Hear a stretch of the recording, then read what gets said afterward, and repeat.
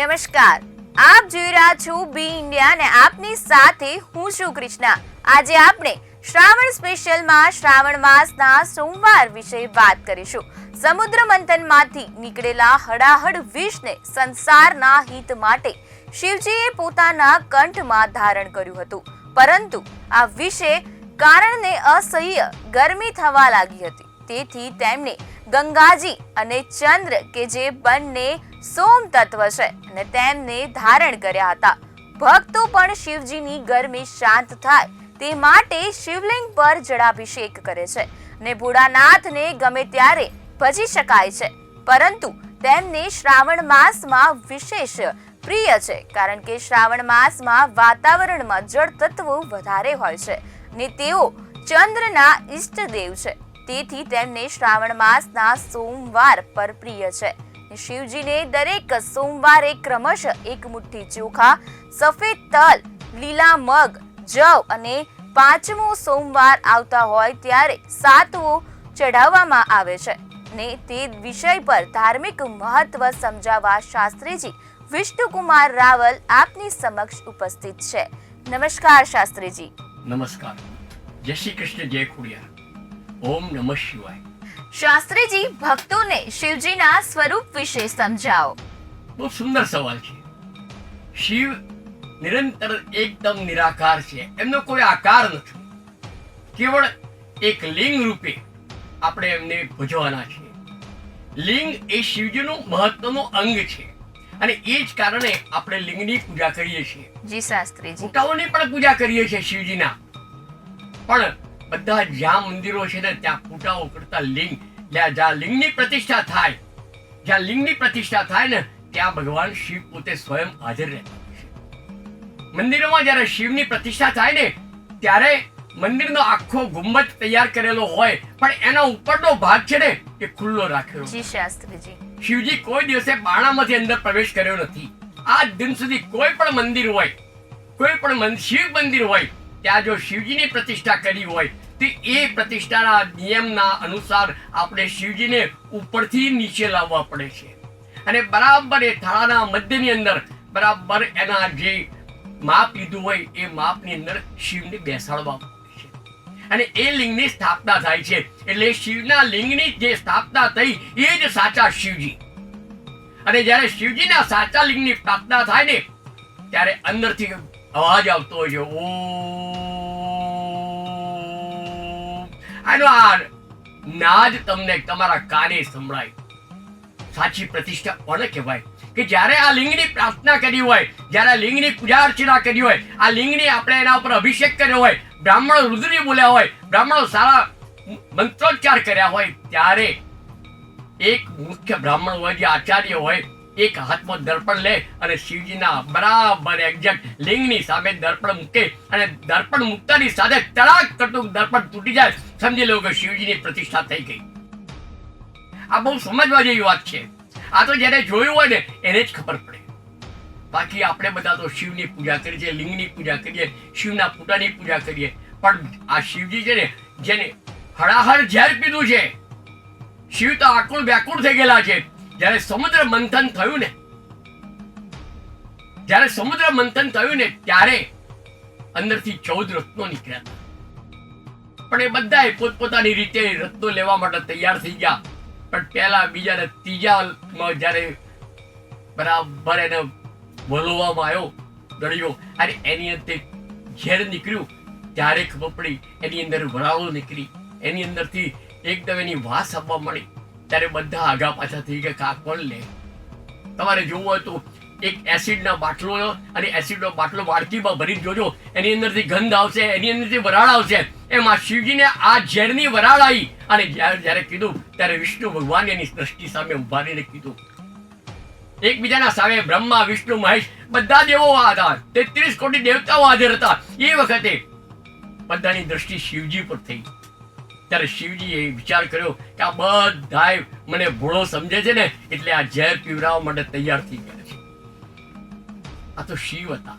જી શાસ્ત્રીજી। 10 લોકોનું જ્ઞાન હતું, 10 દિશાઓનું ભાન હતું, એટલે તરત જ શિવજીએ લાંબો હાથ કરી અને જે ઝેરનો કટોરો હતો એ પોતાના મુખની અંદર લઈ ગયો, ગાટ ગાટ ગાટ ગાટ ગાટ કરી પી ગયા. પણ શિવજીની માં પાર્વતી રક્ષા કરવા વાળી હતી, શક્તિ હતી.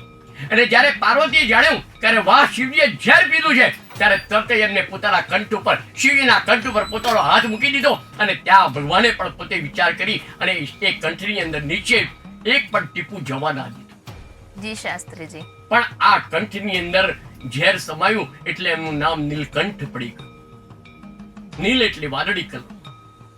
આ વાદળી કલરના શિવજીના કંઠને જોઈ અને લોકો પણ આભા બની ગયા, કરે પ્રભુ આ શું? દેવાધિદેવ મહાદેવ ઝેર પીધું ત્યારે બ્રહ્મા, વિષ્ણુ, મહેશ, નારદજી 33 કોટી દેવતાઓએ એકદમ નીચ મસ્તકે નીચી મુંડીએ બધા જોઈ રહ્યા કે આપણે બધું કશું જ ના કર્યું અને ભગવાન શિવજી આ ઝેર પી ગયા. અને એ જ દિવસથી ભગવાનના શરીરની અંદર દાહ લાગવા મળી, અગ્નિ પ્રજ્વલિત થઈ ગયો. ત્યારે દરેક મનુષ્ય, ભગવાન સ્વયં વિષ્ણુએ પોતાના લોટામાં પાણી ભરી અને પોતે શંખનાદ કરી અને એની અંદર જળ ચડાયું. મૃત્યુંજય મહાદેવમ ત્રાહિમામ શરણાગતમ જન્મ મૃત્યુ જરા વ્યાધિ પીડિતમ કર્મંદે ત્રંબકમ અજામહે સુગંધિમ પુષ્ટિવર્ધનમ ઉર્વારુકમે બંધનાત મૃત્યુર્મુક્ષૈર્મામૃતાત. જ્યારે કુબેર ભંડારી આવ્યા અને કુબેર ભંડારી એટલું જ કીધું, અરે શિવજી તમે ઝેર પીધું તો મારે પણ તમારી સાથે રહેવું જોઈએ અને મારે પણ તમારા શરીરને દાને ઠંડક આપવી જોઈએ. ઓમ વિક્ષાય કુબેરાય વિષ્ણુનાય ધનધાન્ય દીપતે ધનધાન્ય સમુદ્ર આપે સ્વાહા. આમ કરીને ત્રણેય દેવોએ પોતપોતાની રીતે, બ્રહ્મા, વિષ્ણુ અને મહેશ અને બધા દેવોએ એક એક મોટો અભિષેક કર્યો. પણ નારદજી ઉભા રહ્યા હતા. નારદજી વિચાર કર્યો કે આ તો દેવાધિદેવ મહાદેવ છે, આના ઉપર કેવી રીતે ચડાવાય, જળ કેવી રીતે ચડાવાય? આ બધાએ તો ચડાવી દીધું. એ તો ઋષિપુત્ર હતા, બુદ્ધિશાળી હતા. અને દુનિયાભરની અંદર જો બુદ્ધિશાળીમાં બુદ્ધિશાળી માણસ હોય તો નારદજી હતા. અને જ્યારે નારદજીની બુદ્ધિને કોઈ વાંચી ના શકે, કેવળ વિષ્ણુ ભગવાન, શિવજી અને બ્રહ્માજી ત્રણ જ વાંચી શકતા હતા, એટલે કે ઋષિપુત્ર હતા. અને જ્યારે નારદજી કીધું કે પ્રભુ હવે મારો વારો આવવા દો, શિવજીના આ શરીરમાં જે દાહ લાગી છે એ દાહને મારે ઠંડી પાડવી છે. નારદજીએ પોતાની રીતે પોતાની વીણામાંથી અવાજ કરી અને કીધું. અને એ અવાજ એટલો બધો સરસ સુમધુર હતો કે લિંગને એ પોતે શિવજીને પોતાના અવાજની અંદર ગર્ભ કરી દીધા. જી શાસ્ત્રીજી. અને જ્યારે પોતે એ અવાજની અંદર આવી ગયા ને ત્યારે એમને જોયું કે વાહ નારદજી વાહ, કેવું પડે, મારા શરીરને તમે સંગીતથી ઠંડુ પાડ્યું, અભિષેકથી ઠંડુ પડે. પણ આ તમારા જે નાદ છે, તમારી જે આ વીણા છે, એ વીણાનો નાદ સાંભળી અને ખરેખર મને ખૂબ ઠંડક પ્રાપ્ત થઈ ગઈ. અને ભગવાન શિવજીની આ રીતે આરાધના કરી અને બધાએ દેવોએ એમને લિંગના દર્શન કર્યા. અને એ જ દિવસથી શિવજી ઉપર લિંગ ઉપર પાણી ચડાવવામાં આવ્યું. શિવના આ આદરથી દુનિયા આખું એ ભગવાનના ઉપર એ આ શ્રાવણ માસની અંદર એક એક લોટો જળ ચડાવતા હોય અને શિવના શરીરને ઠંડક આપતા હોય છે. શિવને ઠંડક આપવા માટે જ આ શ્રાવણ મહિનો. અને જ્યારે આખા શ્રાવણ મહિનામાં હજારો, લાખો, કરોડો, અબજો લોટા પડી આ પાણી શિવલિંગ ઉપર પડશે ને એટલે દૂધ પડશે. અને દૂધની વ્યાખ્યા પણ અલગ છે કે ભગવાન શિવના શરીરને દૂધ એટલા માટે કે દાહ ભરે છે. તમે ઘરમાં દાજી ગયા ભાઈ ને દૂધ રેડી દો તો ઠંડક થઈ જાય. એમ આ દૂધ ભગવાનના મસ્તિષ્ક પર ચડ્યું અને ભગવાનને શીતળતા પ્રાપ્ત થઈ. અને આ શીતળતા પ્રાપ્ત થવાથી દુનિયાના હર લોકો ભગવાન શિવ ઉપર દૂધ ચડાવે છે. દૂધ, પાણી અને તલ. તલ પણ કેવા કાળા તલ પણ બહુ શાંત પર આપે છે. તમે શાસ્ત્રીજી સફેદ તલ ખાઓ અને કાળા તલ ખાઓ. કાળા તલની અંદર તાકાત વધારે છે એટલે ભગવાનને તાકાત આપી, સહન કરવાની, દુઃખ સહન કરવાની તાકાત આપી કાળા તલે. અને ભગવાને દૂધ, પાણી ને કાળા તલ એ ચાંદીના પાત્રની અંદર ભગવાનને અભિષેક કરાવ્યો. મૃત્યુંજય મહાદેવમ ત્રાહિમામ શરણાગતમ જન્મ મૃત્યુ જરા વ્યાધિ પીડિતમ કર્મે. આ રીતે ભગવાને પોતે પોતાના મંત્રો આધીન રહી અને શિવજીની ઉપાસના જે ભક્તોએ કરી છે એ બધા જ ભક્તોના જીવનમાંથી હંમેશ માટે ભૌતિક, માનસિક અનેક પ્રકારના દુઃખોમાં મુક્ત થઈ અને ભગવાન એને સુખ આપે છે. આ રીતે ભગવાન શિવજીની આ જે ઝેર પીવાની પ્રતિક્રિયા હતી એના ઉપર આ રીતે થાય છે. અને ભગવાનને શાંત કરવા માટે આપણે આ કરવું જોઈએ. અને ભગવાનને અભિષેક કરવાનું કારણ આ જ છે, બીજું કોઈ કારણ નથી. કે બધા વિષ્ણુ ભગવાન પર કેમ પાણી નથી ચડાવતા, બ્રહ્માજી પર કેમ પાણી નથી ચડાવતા? ના ચડાવાય. શિવજીના શરીરની અંદર ઝેર છે ને, નીલકંઠ છે ને, એના કંઠની અંદર એની આદિ વ્યાધિ ઉપાધિનો નાશ કરવા માટે આપણે ભગવાન ઉપર ચડાવીએ છીએ. એટલા માટે શિવજીના ઉપર પાણી ચડાવવામાં, દૂધ ચડાવવામાં આવે છે અને કાયમ માટે અભિષેક કરવામાં આવે છે. આ છે ભગવાન શિવજીના ઝેરનું હળાહળનું મહત્વ. જી શાસ્ત્રીજી, તમે ખૂબ જ સુંદર માહિતી પ્રદાન કરી ભક્તોને. આપણે આગળ એક પ્રશ્ન પૂછવા માંગીશ તમને. શાસ્ત્રીજી, ભક્તોને શિવજીના 12 જ્યોતિર્લિંગના મહત્વ અને ઇતિહાસ વિશે માહિતી આપો. બહુ સરસ વાત છે. જ્યોતિર્લિંગો 12 છે અને 12 જ્યોતિર્લિંગ એવા છે ને, એક એકથી ચડિયાતા છે. પણ આપણી આ સનાતન ધર્મ સંસ્કૃતિ એટલી બધી આગળ છે ને કે આપણે ભારતની અંદર, ગુજરાતની અંદર પહેલું જ જ્યોતિર્લિંગ આવ્યું સોમનાથ મહાદેવનું. પહેલું જ મંદિર આપણું સોમનાથ મહાદેવ, જે કેટલી વાર રાજા મહારાજો મુસલમાનોએ તોડી નાખ્યું, છતાંય પણ એનું રિનોવેશન કર્યું, ગમે તે કર્યું, એનું ફરીથી પ્રતિષ્ઠા કરી, આ કર્યું, પણ એને ઊભું કરી દીધું. આજ તો આ તમે જુઓ ને તો નરેન્દ્ર મોદીએ ત્યાં ખૂબ એકદમ અપ ટુ ડેટ કરી દીધું છે અને ત્યાં બેસવાની, ખાવા પીવાની, રહેવાની, અભિષેક કરવાની બધી છે. સોમનાથ એટલે સોમનાથ, સોમ એટલે સૂર્ય અને ચંદ્ર, અને નાથ એટલે ચંદ્રનો નાથ એ ભગવાન શિવજી. અને જ્યારે શિવજીની પ્રતિષ્ઠા કરવામાં આવે, શિવજીની પૂજા કરવામાં આવે, શિવજીના ગણની પૂજા કરવામાં આવે, શિવજીના કુર્મની પૂજા કરવામાં આવે, ગણપતિને, હનુમાનજીની પૂજા અને મા જગદંબાની પૂજા કરવામાં આવે ને, ત્યારે તમારા શરીરમાં, તમારા જીવનમાં 4 ચાંદ લાગી જતા હોય છે. એટલે સોમનાથ એ આ 12 જ્યોતિર્લિંગો છે અને 12 જ્યોતિર્લિંગોની પણ આપણે નામના જોઈતી હોય દરેક પુસ્તકોમાં આપેલી છે. દરેક જણાએ 12 જ્યોતિર્લિંગને નામથી આપણે બોલવા જોઈએ અને એ બોલવાથી તમારા જીવનની અંદર શાંતિ પ્રકૃતિ થશે, મનની શાંતિ પ્રાપ્ત થશે. જીવનમાં પણ તમને શાંતિ પ્રાપ્ત કરવા માટે આપણે 12 જ્યોતિર્લિંગની સોમેશ્વર મહાદેવ, રામેશ્વર મહાદેવ. તમે વિચાર કરો કે રામજીએ પોતે રાવણને પોતાની સાથે દુશ્મનાટ હતી, પોતાની સીતાને એને હરણ કરીને લઈ ગયો તો લંકાની અંદર, છતાંય પણ દરિયાના કિનારે એમને વિચાર કર્યો કે મારે શિવજીની પૂજા કરી અને પછી ચઢાઈ કરવી છે. ત્યારે મેં ચારે બાજુ દ્રષ્ટિ કરી કે કયો શુદ્ધ બ્રાહ્મણ છે, અણિશુદ્ધ પરિશુદ્ધ બ્રાહ્મણની મારે જરૂર છે. ત્યારે લંકાના રાજા રાવણની નિમણૂક થઈ. એ રાવણ, તમે મારા રામેશ્વરની પૂજા કરવા માટે આવો. ત્યારે રાવણ પણ બહુ મુત્સદી હતો, બળિયો હતો, બળવાન હતો, બુદ્ધિશાળી હતો, ધનવાન હતો, બધું જ હતું. એનામાં પણ અહંકાર વધારે હતો. બસ એ અહંકારને મારવા માટે શિવજીને, રામજી ભગવાને એમને આમંત્રણ આપ્યું અને આખી પ્રતિષ્ઠા એમને એ દરિયાના કિનારે રામેશ્વર મંદિરના ત્યાં કરી અને એનું નામ રામેશ્વર. જુઓ તો ખરા, એક દુશ્મન બીજા દુશ્મનના ત્યાં ભગવાન શિવની પ્રતિષ્ઠા કરવા જાય છે. આ ત્યાં કોઈ મનભેદ કે મતભેદ નથી, કારણ કે ત્યાં સ્વયં શિવ છે અને જે શિવ છે ને નિરાકારી છે, એ કોઈ અહંકારી નથી. શિવના કારણે તો બંને ના નજરો એક થઈ, એકબીજાના અનાજ પ્રદાન કર્યા અને એકબીજાની સાથે રહી અને ભગવાનની પૂજા કરી અને રામેશ્વરની પ્રતિષ્ઠા કરી.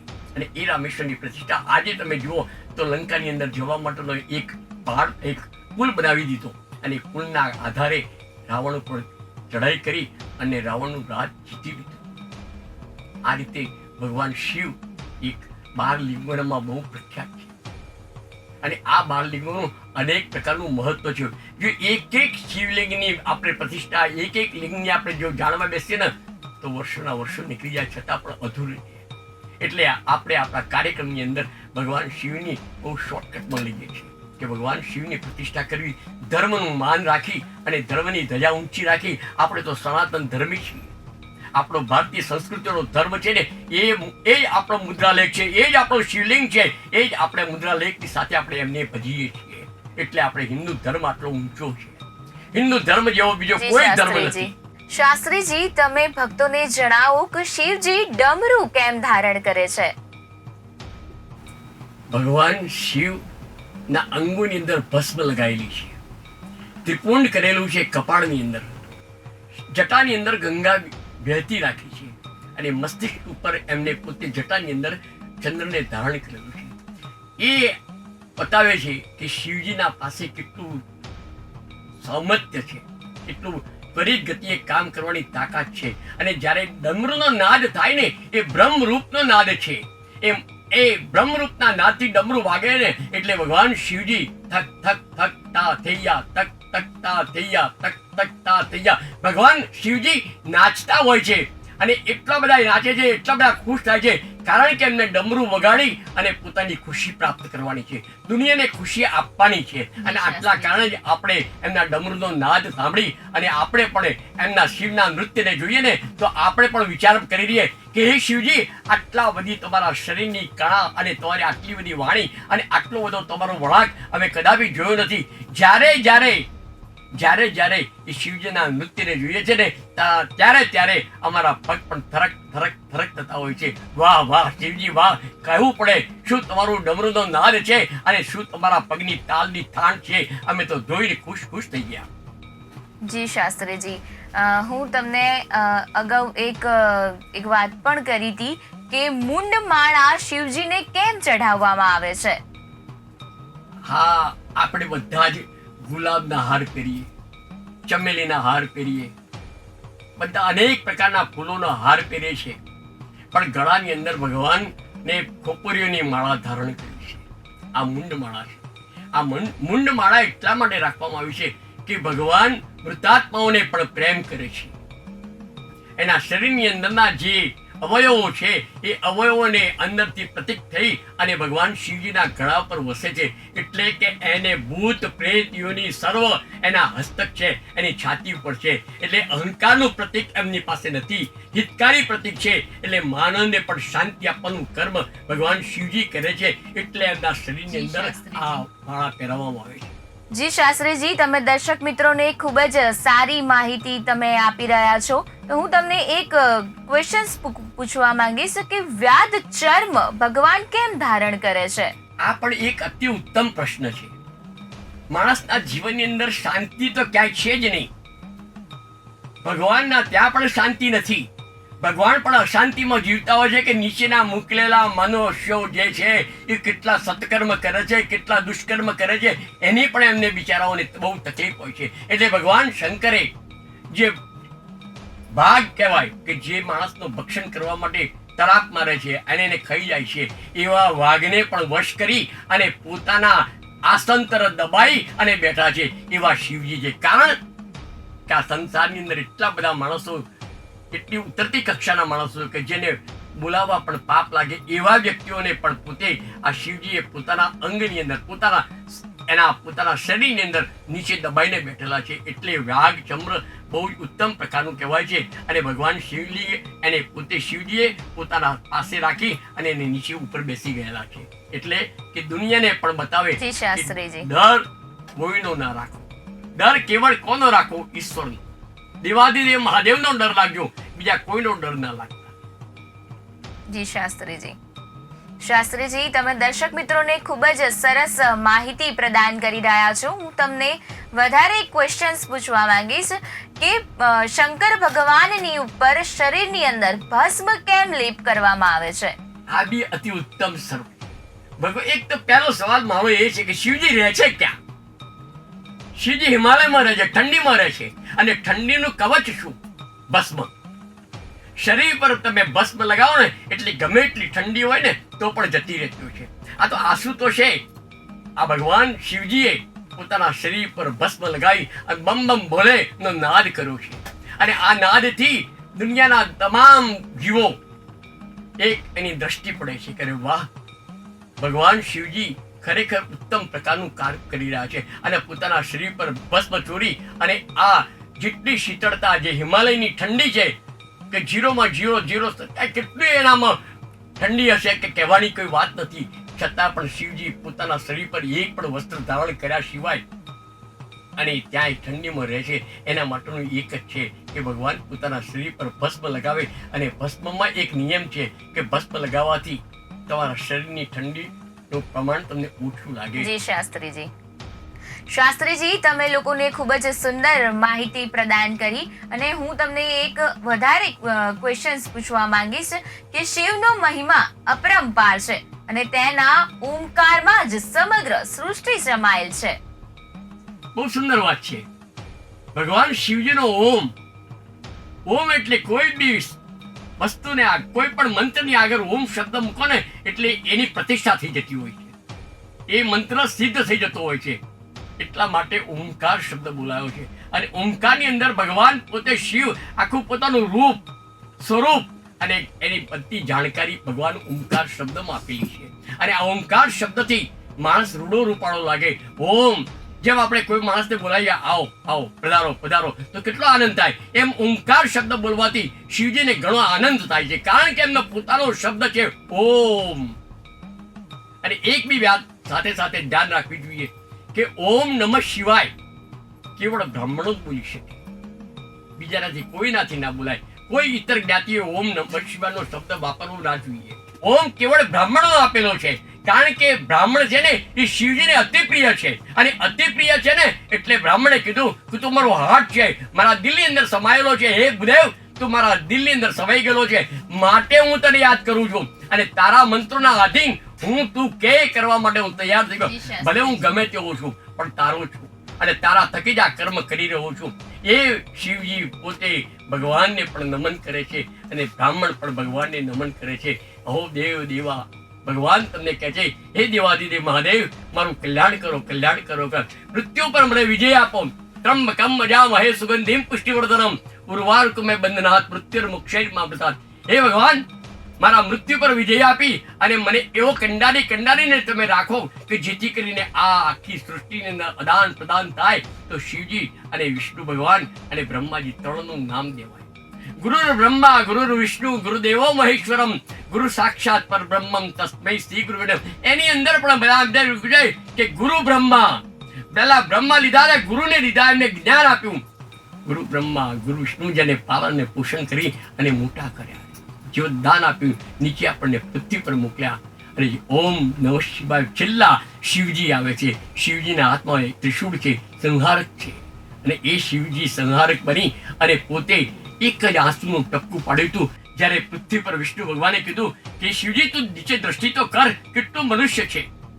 ત્યારે ભગવાને કીધું કે તું મને પાપમાં નાખવા માંગે છે, પણ હું એ પાપ કરવા માંગતો નથી. પણ મારી આંખમાંથી એક ટીપું પડી ગયું, એ ટીપું પૃથ્વી પર પડ્યું છે, એનું થયું રુદ્રાક્ષ. અને એ રુદ્રાક્ષની માળા, એ રુદ્રાક્ષનો મણકો જો તમારા ગળાની અંદર રાખશે તો તમને પાપમાંથી મુક્તિ આપશે, શિવનો ભક્ત બનાવશે. અને એટલા માટે ભગવાન નીચે જોઈ અને સંહારક પોતાના હાથનું જે ત્રિશૂળ છે અને ડમરું ભરાયેલું છે, એ ડમરું પોતાના હાથમાંથી ખેંચી લીધું ત્રિશૂળમાંથી અને જ્યાં જમીન પર પટકાર્યું ને ત્યાં માણસોના મૃત્યુ થવા મળ્યા. માણસ વિષ્ણુલોકમાં, શિવલોકમાં જેને જેને કર્મ કર્યા હતા ને એ પ્રમાણે. અને એ વખતે જયારે ડુમરો વગાડ્યું ને ત્યારે શિવ સ્વયં પોતે એ વખતે નાચ કરતા હતા. ત્યારે પાર્વતીએ એટલું જ કીધું કે શિવજી હવે ખમાઈ ગયા કરો, બસ બસ. ત્યારે એટલું કીધું કે તું તારા ભાઈને કે, વિષ્ણુ ભગવાનને કહે. વિષ્ણુ ભગવાનના ભાઈને બહેનનો સંબંધ હતો, લક્ષ્મીજીનો. એટલે એને કીધું કે તું તારી સાથે કહે કે પાર્વતીને ભાભીને બનાય અને એમને કહે કે શિવજીને તું ઠંડા પાડ. ત્યારે પાર્વતીજી ખાલી એકલો જ ભગવાનનો જમણો હાથ પકડી અને ઊભા રાખ્યા. અને જ્યારે જમણો હાથ પકડવામાં આવ્યો ને ત્યારે શિવજી એકદમ સ્થિત પ્રજ્ઞ થઈ ગયા. અને સ્થિત પ્રજ્ઞ થઈ ગયા એટલે એમનો હાથ આ રીતે જ થઈ ગયો. એટલે દરેક ભગવાનના હાથ છે ને આશીર્વાદ આપતા જ હોય છે. માં પાર્વતી યા દેવી સર્વભૂતિષુ શક્તિ રૂપેણ સંસ્થિતા નમસ્તસ્મૈ નમસ્તસ્મૈ. હે પાર્વતી, તમે આ શું કર્યું? મને કેમ તમે રોકી લીધો? મારે તો હજુ નૃત્ય કરવું હતું, દુનિયા પરનો જે ભાર છે ને હલકો કરવો હતો, અને હલકા કરવા માટે જ મેં આ નૃત્ય કર્યું હતું. તમે મને શા માટે રોકી લીધો? હે પાર્વતી, ભગવાન સામે વિષ્ણુ ઉભા રહેલા છે, લક્ષ્મીજી ઉભા રહેલા છે, બ્રહ્માને ઉભા રહેલા છે. અને આ મારું નૃત્ય નિહાળી અને ભગવાન નીચેના મનુષ્યોને મારે મોક્ષ ગતિનો માર્ગ આપવો છે. કોઈ વિષ્ણુલોકમાં જાય, કોઈ શિવલોકમાં જાય, કોઈ વિષ્ણુના અનેક પ્રકારના લોકો છે એના અંદર જાય, અનેક પાપોમાંથી મુક્તિ મળે. એટલા માટે જ હું આ નાચ કરતો. તમે મને અધવચ્ચે રોકી લીધો. હવે ત્યારે પાર્વતી એટલું જ બોલ્યા કે પ્રભુ, મહત્વ એટલું છે કે તમારા દિવ્ય દર્શન થયા, તમારો ડાન્સ થયો, તમારો આ નૃત્ય જોઈ અને લોકો પણ વાહ વાહ કરી રહ્યા. અને દેવાદિદેવ મહાદેવ અને શિવલોકના લોકો, પૃથ્વીલોકના માનવીઓ અને વિષ્ણુલોકના પણ બધા જ ખુશ થઈ ગયા અને ભગવાન તમારા દિવ્ય દર્શન કરી અને ધન્યતા અનુભવો છો. ઓમ નમઃ શિવાય, ઓમ નમઃ શિવાય, ઓમ નમઃ શિવાય. જી શાસ્ત્રીજી, તમે ભક્તોને ખૂબ જ સુંદર માહિતી પ્રદાન કરી છે અને આજે આપણે શાસ્ત્રીજી જોડે શ્રાવણ માસ વિશે મહત્વપૂર્ણ માર્ગદર્શન પ્રાપ્ત કર્યું છે. શિવજી ભારતીય ધર્મ, સંસ્કૃતિ અને દર્શન જ્ઞાનની સંજીવની પ્રદાન કરનાર છે અને આ જ કારણ છે તેમને અનાદિકાળથી ભારતીય ધર્મ સાધનામાં નિરાકાર સ્વરૂપમાં શિવલિંગના સ્વરૂપમાં પૂજા થાય છે. શિવલિંગની સૃષ્ટિને સર્વવ્યાપકતાનું પ્રતીક માનવામાં આવે છે અને ભારતમાં ભગવાન શિવના 12 જ્યોતિર્લિંગની અંદર સોમનાથ, વિશ્વનાથ, ત્રંબકેશ્વર અને વૈદ્યનાથ, નાગેશ્વર અને રામેશ્વર વગેરે છે. તે દેશના જુદા જુદા ભાગોમાં એટલે કે ઉત્તર, દક્ષિણ, પૂર્વ અને પશ્ચિમમાં સ્થિત છે, જે મહાદેવની વ્યાપકતાને પ્રગટ કરે છે. અને શિવને ઉદાર હૃદય અર્થાત ભોલે ભંડારી કહેવામાં આવે છે અને એવું જ માનવામાં આવે છે કે શિવજી થોડી જ પૂજા કે અર્ચન કરતા પ્રસન્ન થઈ જાય છે. ભગવાન શિવનો મહામૃત્યુંજયનો પૃથ્વીના દરેક પ્રાણી માત્રને દીર્ઘાયુ, સમૃદ્ધિ, શાંતિ, સુખ પ્રદાન કરે છે અને ચિરકાળ સુધી કરતો રહે છે. અને માનવ જાતિની ઉત્પત્તિ પણ ભગવાન શિવ દ્વારા જ માનવામાં આવે છે. આથી ભગવાન શિવના સ્વરૂપને જાણવું દરેક વ્યક્તિ માટે જરૂરી છે ને તેમનું સ્વરૂપ અદ્ભુત છે. ને શ્રાવણ સ્પેશિયલમાં આજે ચોથા સોમવાર વિશે વાત કરી ને પાંચમા સોમવારનો મહિમા અને મહત્વ જાણવા માટે જોડાયેલા રહો શ્રાવણ સ્પેશિયલમાં. મને અને શાસ્ત્રીજીને રજા આપશો. નમસ્કાર. નમસ્કાર. જય શ્રી કૃષ્ણ, જય ખોડિયાર. જય શ્રી કૃષ્ણ, જય ખોડિયાર.